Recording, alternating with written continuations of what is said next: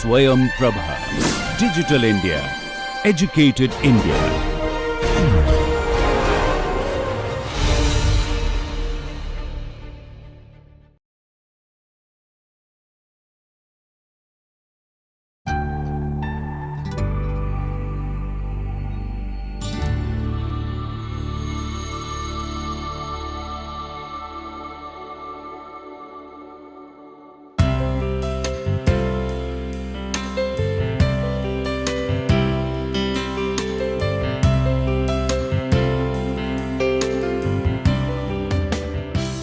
Welcome to the course, Culturally Responsive Built Environments.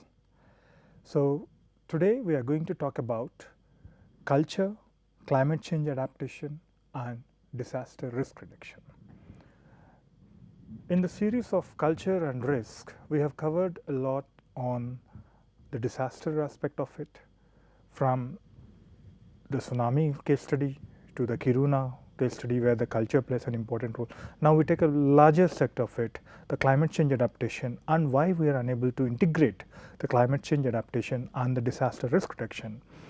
And what is the role that culture plays in it, the deeper roles into it. So that is what I just give you a gist of, in fact, my own professor's work, Regina Mopau Lim.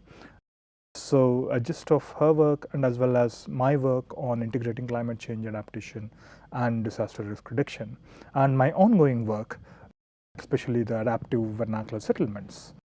So when we talk about disasters and climate change, one of the important report, if we can look into it, the Center for Epidemic Diseases, the report, the CRED report has actually talks about, it actually gives a mapping of the intensity of the disasters, the number of natural disasters. So if you look at it, the Mexico part of it, and if you look at the India and the Chinese component, the Asian component of it.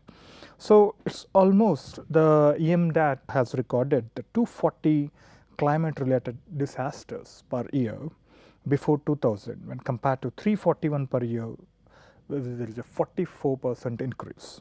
And if you look at the increase in disaster frequency was largely due to a sustained rise in number of climate related such as storms and floods. And then if you look at if you categorize the number of disasters which are climate related and which are geophysical related and look at the scale, this is much of the climate related, climatological, hydrological, which could be floods, and the meteorological. So this particular phenomenon of the climate induced disaster is on rise, and in fact many studies, many international conventions and frameworks, especially the Intergovernmental Panel on Climate Change, also talks about how the whole world is in alarming rate. How the number of disasters are increasing and what are the main factors for it. So that is where the global rise in temperature levels and as well as what is the relationship between the disaster risk and the climate change. So it is not that because disaster talks about one particular place which was affected by an earthquake or a flood or tsunami, but here the climate change. So the root cause of it brings back to the climate change, how it is gradually bringing changes.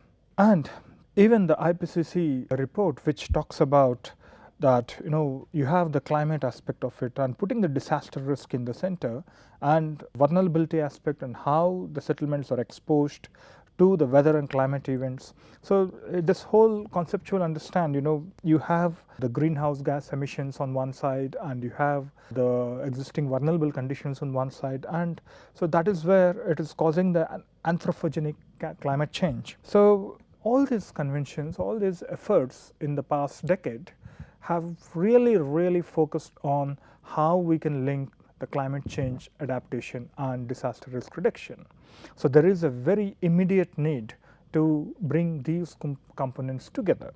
And this is actually the image which you are looking at. It's a kind of conceptual approach of this REX report. So when we talk about the disaster risk reduction, you have the risk assessment. That is where the local knowledge is also considered into it, and the scientific knowledge, and the dialogue between the insiders and the outsiders.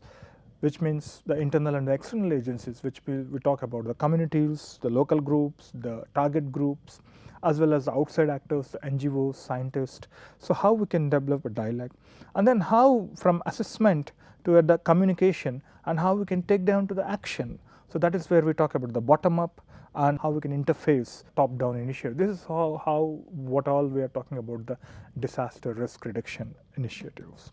And Begum talks about two components of disaster risk management.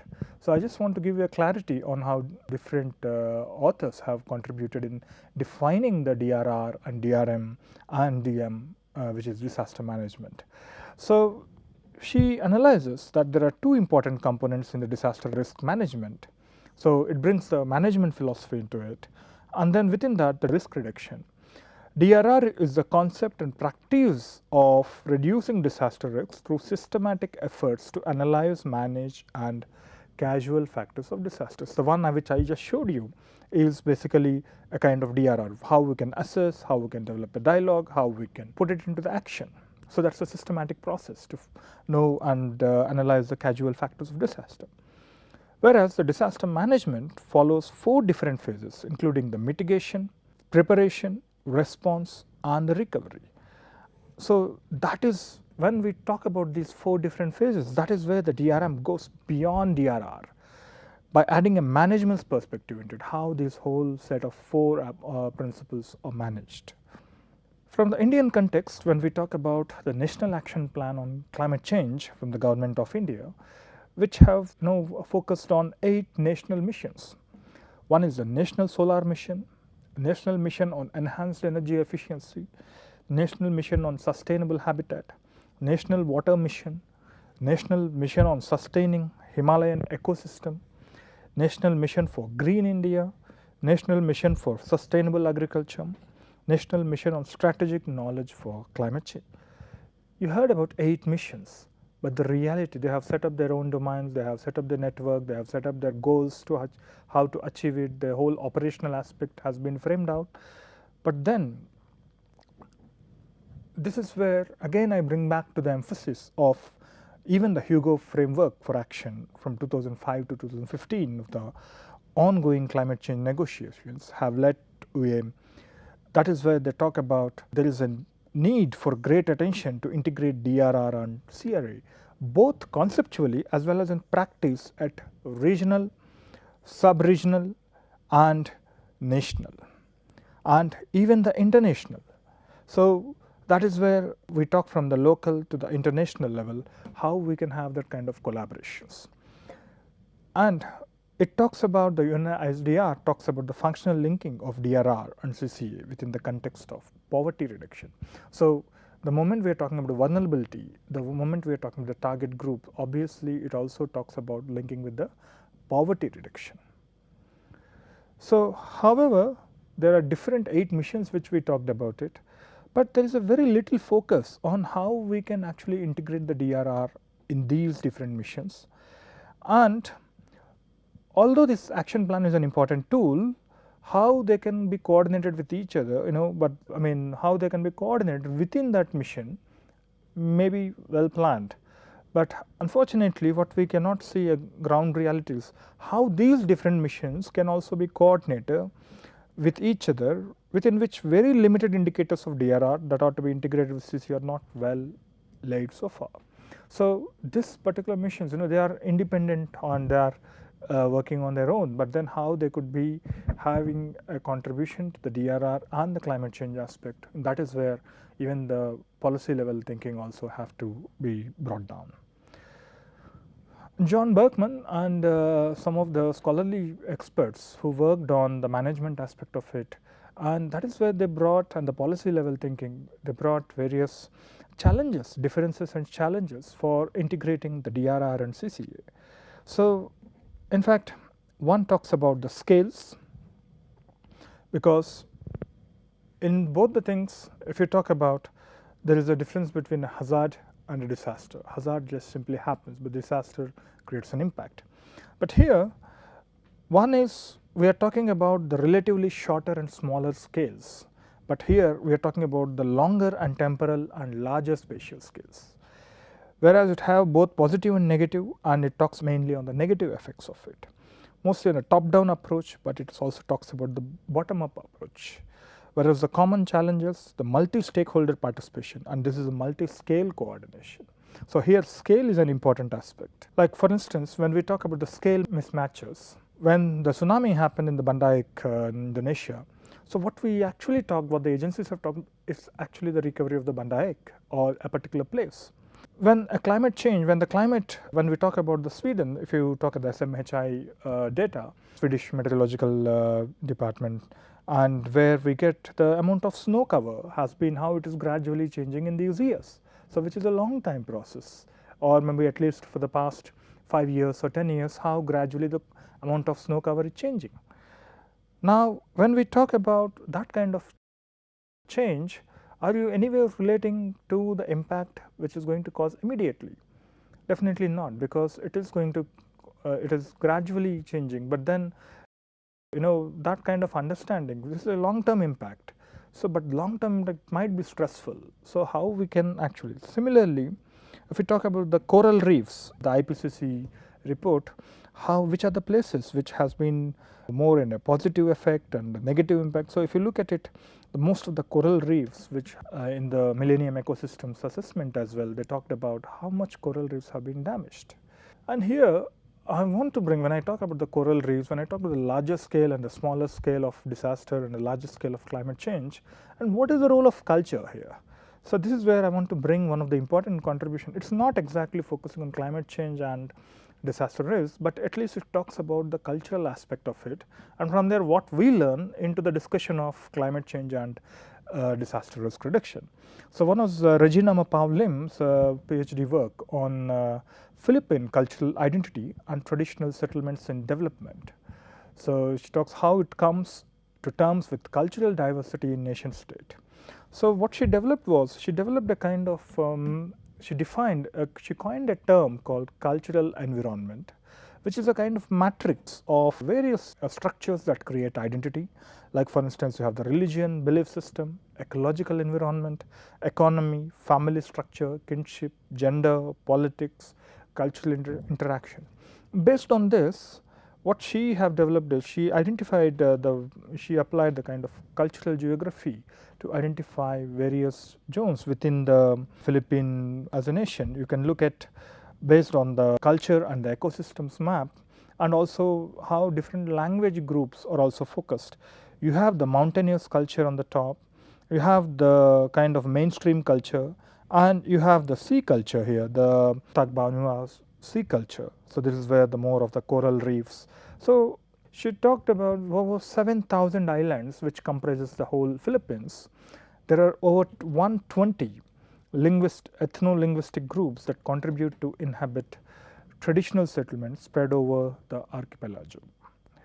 And then these vernacular settlements are located in different terrains, and each of them have their own unique ecosystems through which the people have generated their creative economies and the ways of living, particularly to a culture based on a mountain culture, based on a sea culture, based on a plain culture, and they develop their own dialects of their language and identify with particular cultural groups.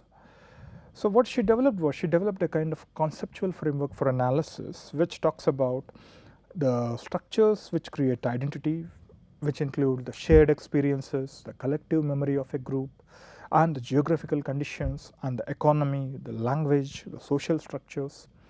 And she, based on the geographical component, how she classified into upland cultures and the riverine and the coastal, the plain lands of it. So that is how she classified, and she developed various methods into it. On the other hand, she talked about the concepts of identity, which include the cultural landscape, both at a local and regional level, how the belief systems contribute into it, nationalism, imagined communities, and the globalization.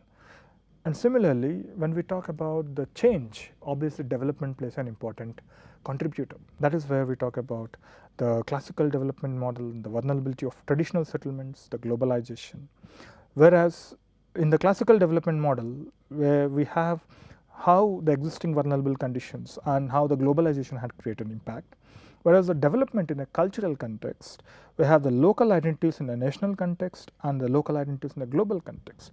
So this is how the overall framework she developed, and she applied a much more qualitative research where the kind of with a deeper anthropological approach. So a few cases I'll just give a glimpse of her work. And in her mountain culture, especially what you can see here in Sadanga, in the mountain culture, so there's all the rice and the paddy zones where people, they settled and they have the indigenous systems of laying the paddy farms, especially in the terrain slopes. And when we look at these kind of things, obviously there are certain indigenous practices, because most of these are settled where the irrigation, where the water bodies are present, where the irrigation aspect is, where there is a scope for irrigation, and that is where much of the community have actually developed their the way how they organize the festivals, the way they have the patriarchal or the matriarchal societies. So how they transfer the land from the ownership from one to another, and how they conduct as per the seasons, how their rituals as per the seasonal aspects. Like for example, what you can see here is pig is considered as one of the sacred animal for them. So in fact, there were many oral testimonies which talk about when a man sees the pig, he considers that is a place he should possess, because he considers this as a sacred animal. And especially the farmers, they also conduct, especially during the harvesting times, marriage occasions. So what they do is they sacrifice these pigs and they give a feast to the laborers on the village communities. And what you can see in this photograph is a kind of the rice bundles and the pig's jaws. So these animal bones are the symbolic representations of the ritual feasting. And it actually, this tradition of ritual feasting by wealthy members of the community also symbolizes a practice that reinforces the egalitarian qualities to maintain their rice producing culture, and it's also the way how a wealthy family distributes its wealth, whatever the accumulated wealth, and how they distribute to the other people.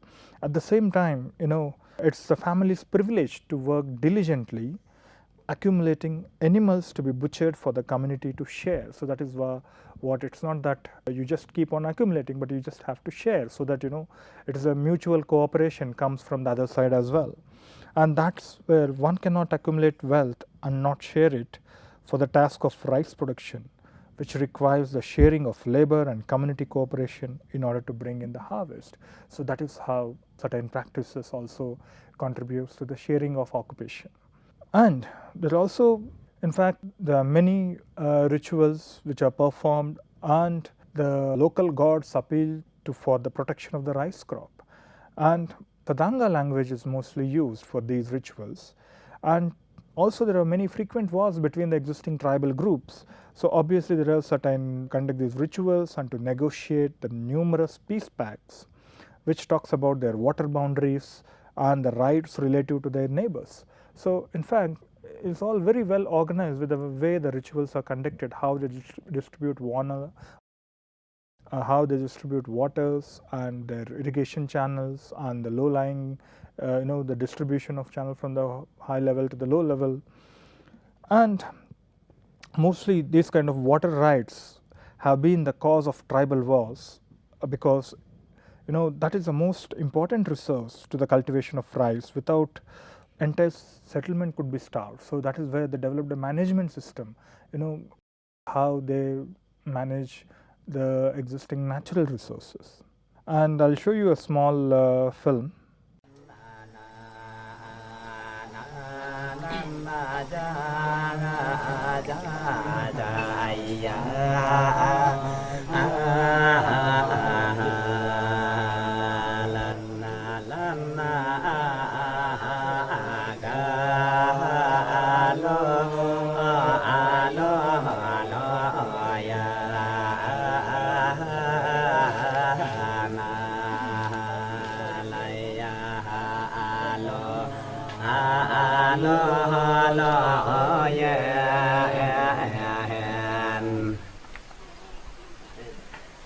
นาเย็นเนมาอาเตเรเอเฮเอลนานา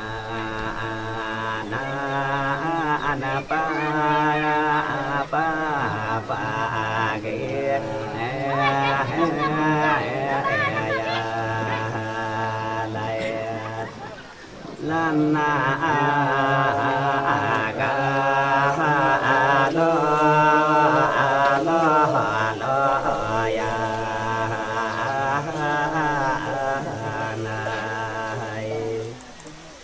าโลโลโลยา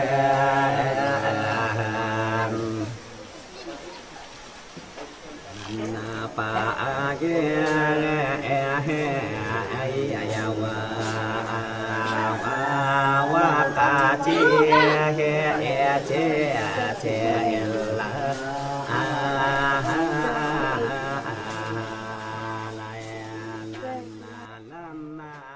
So you can see that even the kind of granaries, how they store and how the whole ritual process has been organized within the community and again across communities. Also talks about the common shared systems and how they share the land. The elders plays an important role. So in fact, with Sadanga identity, it actually is closely associated with the rice culture and with the larger cultural landscape of it, where we talk about when we talk about their identity, it is closely tied to a place and the economy or a way of life, so which has provided the meaningful practices to the whole community. And in fact, many have now in the present context, what happened is there was a change of religions, Christianity came into practice, and as well as many of the people who have become professionals, some people have migrated to some other Tubak region, and now if you look at their granary storages, they are not constructing anymore the traditional ones, but they are more into the tin models, and as well as people becoming professionals. So that is actually having an impact on the rice economy. So all these practices, the inheritance practices, how from father to the elder son and from mother to the elder daughter, how it transfers. Then what happens to the younger one? So the younger one was allowed to practice in what the parent have procured earlier, or in the community own lands, and then he have more chance to grow because he can still develop his rice crops. So that is one case. And the second case, what you look at in the kind of the coastal culture, where we can talk about the Tagbanwas in the Coron Island. So there's a group of islands, and actually in the Coron Island, what you can see is the Kayagan Lake in the center of Coron Island. And so here the people practice the fishing as their main occupation, and especially the octopus and varieties of fish. And now in her study, in Regina's study, many of the oral testimonies talks about how their indigenous understanding of the river, the sea and the fish, and how the sacred fishing grounds have been identified by the local people, and how they practice in such a way that it produces a sustainable fishing techniques, and so that it will not affect the habitat as well as nature. So that is the kind of, like for instance, you can see that they used to map certain sacred areas, because that is where certain myths they talk about the giant octopus used to live, and try not to go there. And at the same time, the traditional methods of fishing, how they go around and when to go and how to go, this kind of whole. So one of the map which talks about the limits of their ancestral understanding, especially with the known fishing grounds and the sacred grounds and the myths associated to it. So in fact, a small oral testimony by one of the interviewer from Regina's study is the Panyan, or the sacred area, is a home to the giant octopus. My father taught me to avoid these places.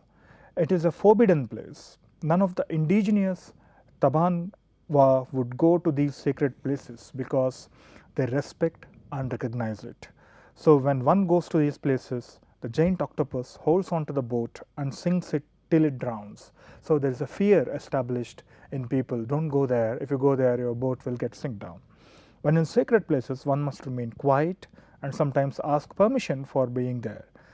Now, Avoy Lake, Karbao, Kalis have sacred places, Panyan, where there is Manalabiot, a large octopus with 7 or 3 large tentacles. Anyone can go to these places, the elders speak. Do not mind this person, he is from here. A Tagbanwa, do not harm him. If a prayer is not intoned by elders, a sickness will occur. So basically, there is a saying how elderly people, how they pray that he is a member of our community, don't do anything. So obviously there is a lyrics, also talks about a certain fear, and that is how they don't go within. And there's a small film, it's actually kind of edited from what Regina have actually done because of the time concern. And you can see how the underwater, the reefs, and how the fishing patterns, and how the traditional lifestyles have been conducted.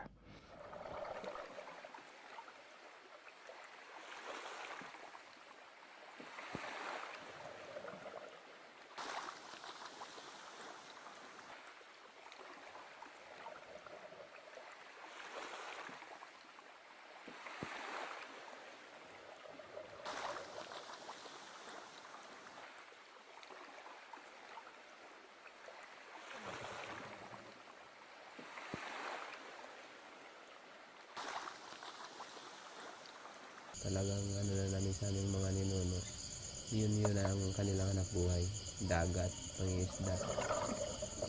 Kaya hanggang sa ngayon, yun na rin ang aming nakasanayan na anak buhay. Pwede rin kami anak buhay sa iba, pero hindi na namin masyadong kasi talaga yung alam namin dagat lang.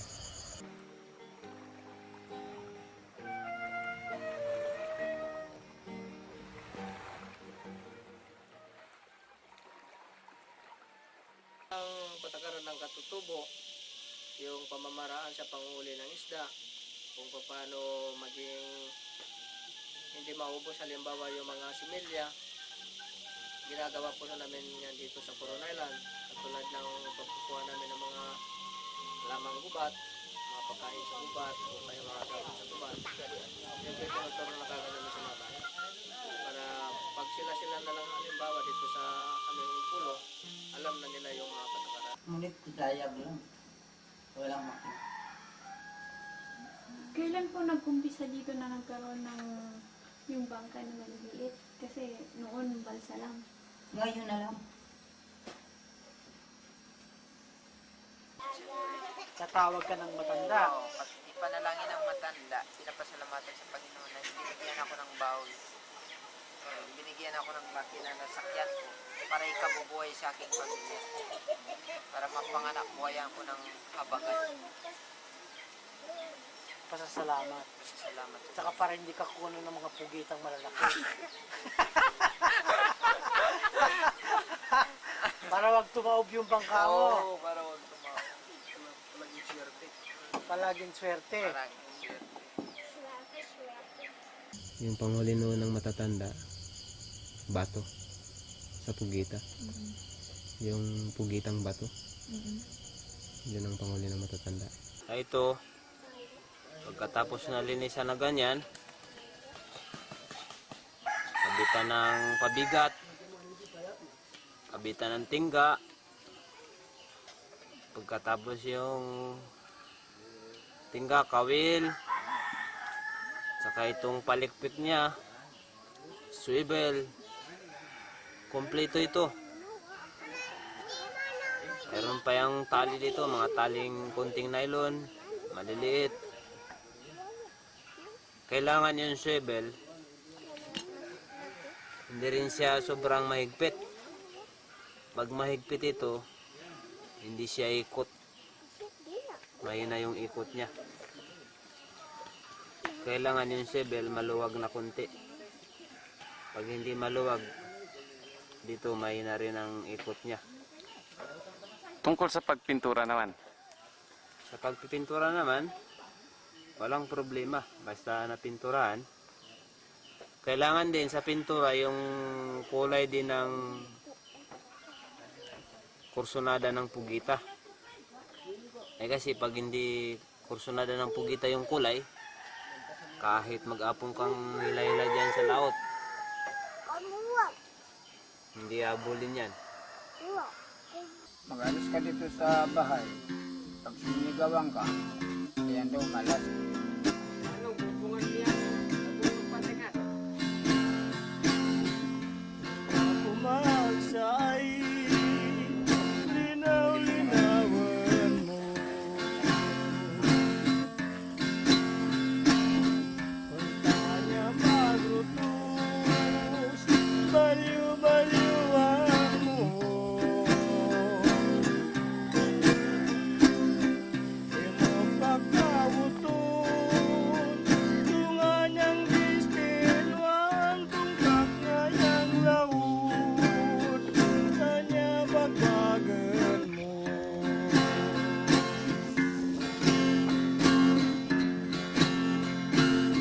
Kung ako mapatay, hindi mo tangitan.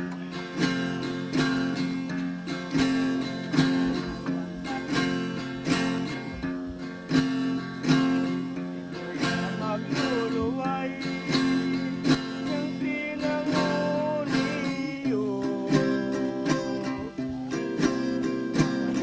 Tawag kag tutulong, yang lagi talawid, kay lukang kalaguwa, hindi makawan.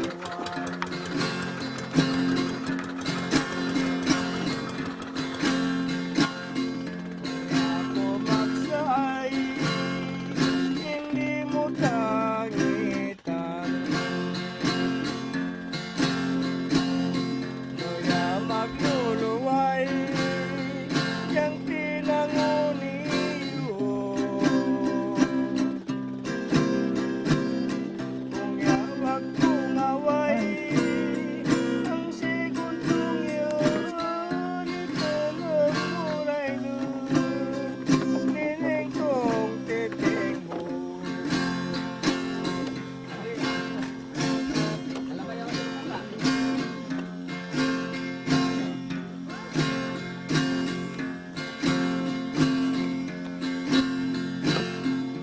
Handa mo nining, di ko maparisan. Katulad ng buwan, nagkaliwanagan. Pinanaw-tanaw ko, yaong karagat, Pagwanang-wan pag sungit na nga. pagpakdong amilit ka nga.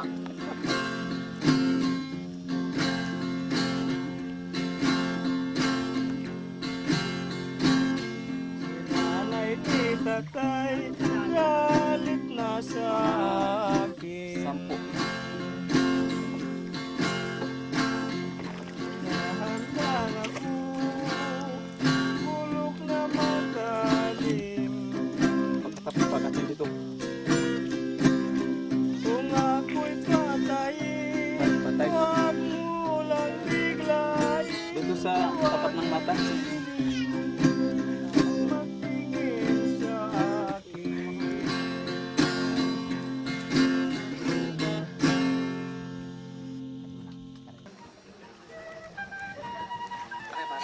Dalawa yung surot, pwede na.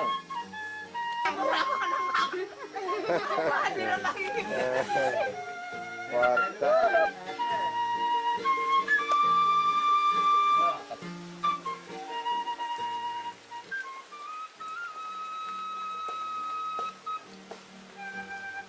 Tuloy-tuloy. Pag natanim na, anong susunod na gagawin? Linisan. Araw-araw. Araw-araw. Tapos, pagka 3 buwan, Bilat na sa araw. bilat na. Gano'ng katagal binibilat? Kung mainit, mga 4 na araw. So yun. Ngayon talagang matagal. Kasi talagang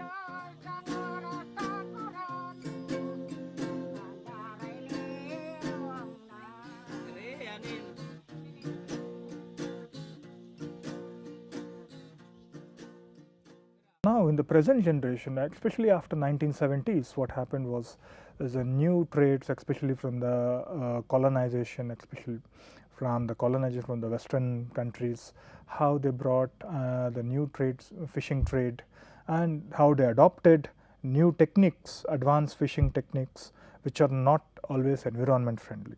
For instance, some of them use dynamite, some of them use fish nets that catch even a very small fish fry. And then the pounding of the coral reefs to drive fish into the nets all created problems of overfishing and the destruction of the environment where the fish live and multiply. So their breeding places, they got destructed because coral reef is such a natural resource, and because of these illegal activities and as well as improper fishing techniques, which have not really concerned about the nature and the locals, have really brought destruction to the environment. And moreover, the foreign fishermen who migrated from different places, who were not at all concerned about of their this particular place, because they are neither from this place, so they just came to catch the fish and go away. So when the fish is gone, they move on. So this kind of processes, Tagbanwa myths have no relevance with these foreign fishermen, especially they don't bother about what these communities believe about it. And in the process, what happened was there was a competition established, and even the local Tagbanwa tribe also talks about they try to develop and learn new fishing techniques which are against their their belief systems. So as a result, and at the end of the day, due to tourism aspects of it and how the locals also talk about consideration of the tourism into that particular area. So what you can see is the photograph, the impact, an underwater video which talks about the damaged reefs which had been dynamited, and they also been poisoned by sodium cyanide, which used to bring the live fish. So this is the kind of destruction what today's the natural environment is. And one of the main changes which how people are more concerned about is the impact of tourism on birds' nest production, because to make that bird's nest it takes some time, but then how the Chinese industries have also started capturing that. And the diminishing fish catch caused by the illegal fishing technique. Earlier they used to get fish in the nearby, but now they have to travel for a long distances to get the fish. And the careless attitudes of people who do not have a long-term interest in protecting the land and the sea, who provide a livelihood for Tagbanwa people. So now it become a kind of global aspect of it. The economy has become a global aspect where the sustainable measures of the local communities have completely disappeared. So this is just a few stories of climate change adaptation, how the local culture plays an important role to produce sustainable measures to adapt. And when we talk about the second aspect, the spatial scale challenges. So in fact, we have very good scientific knowledge databases. One talks about a much bigger scale on the global scale or a national scale, or but then some talks about the local scale, which is disaster scale. So this is where the two scales talks very differently. There is other also political aspect to it. For example, you got a flood in Kosi River or a drought in Bihar. It may not be the reason in Bihar, but it might be reason from somewhere where the dam is constructed in China on the Brahmaputra river. So which means politically it is not in our hands, but how the international logistics have to be worked out, because the reason lies in some other country, but the impact is seen in some other country. So that is where we see the mismatch between horizontal scales and the vertical scales, between not only the regions but between the countries. And the temporal and functional challenges, where we talk about the temporal challenges, because NGOs, the municipalities, the way the municipalities work is very different because they are continuous. But the agencies come forward for any relief or a restoration process, they work, they deliver, and then they leave. So which means they come on a contract, their visas are on a particular contract, but what happens after that? Who will maintain that? Who will take care of, who will get that link into the development? That is the temporal challenges. And amount of funding is also limited because the focus of the project is very limited, and the contractual agreements.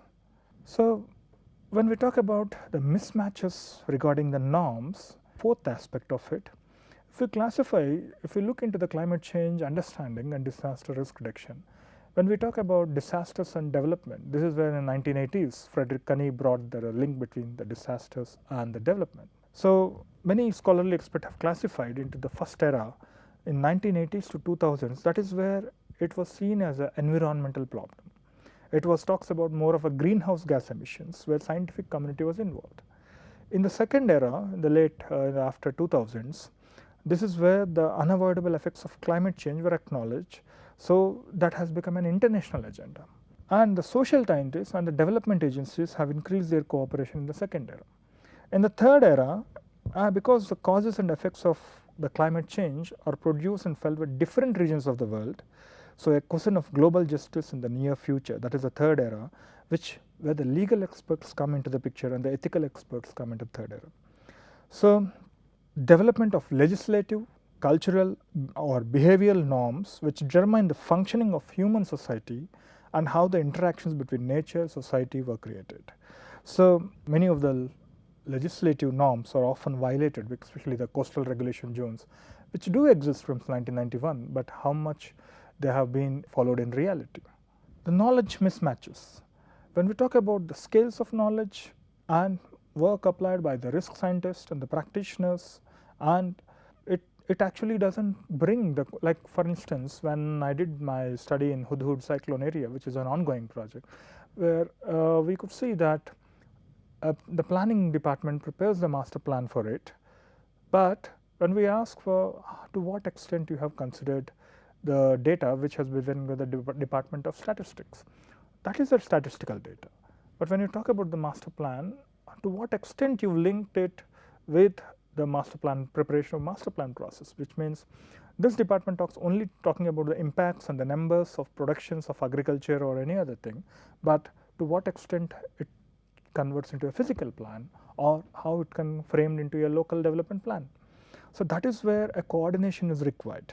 How to use a macro level knowledge set to inform the micro level data set, and who should take into consideration in what way a clear roadmap is needed for better integration of climate change adaptation and disaster risk reduction. So this is how we just talked about the scale mismatches. One talks about the actual disaster event, one talks about the long-term implications. The spatial scale, it talks about the regions or the prone areas, it talks about the global or a continental or intercontinental area. And the temporal, which talks about the short term, and this talks about long term adaptation strategy, and also the functioning of agencies and the scope of work and the funding limitations. And mismatches regarding the norms. It could be a norm which talks about the whole coastal regulation, it could be a norm which talks about a city development and the standards and even the bylaws. So that is how it is done. And this is where Lee and Wang develops a 6W framework, why adaptation is needed for natural disaster risk, what is adaptation to disaster risk, and adapt to what, and who should adapt, how to adapt, and what are the possible principles or criteria to assess the effectiveness, because we have to measure the effectiveness of that adaptation process. And this is where we talked about the spatial scale. This is where the Ian Bentley's work of space-time framework will also address the gap. How we can, and this is where the present of my work, which is talking about the adaptive vernacular settlements work, where we bring the different spatial scales from micro to the macro level and bring the vulnerability assessments from micro to meso levels, and how the coordination and cooperation both between these political, technological, ecological, educational, cultural institutions, and how this participation and communication is also working out. So that is where we talk about the culture plus ecology, and we talk about the pre-disaster, during disaster, post-disaster, and the future disaster. So both it addresses short-term strategies and the long-term strategies. So this is how it's ongoing work, so which I could update in the following any other future forum. So that's it. Thank you very much.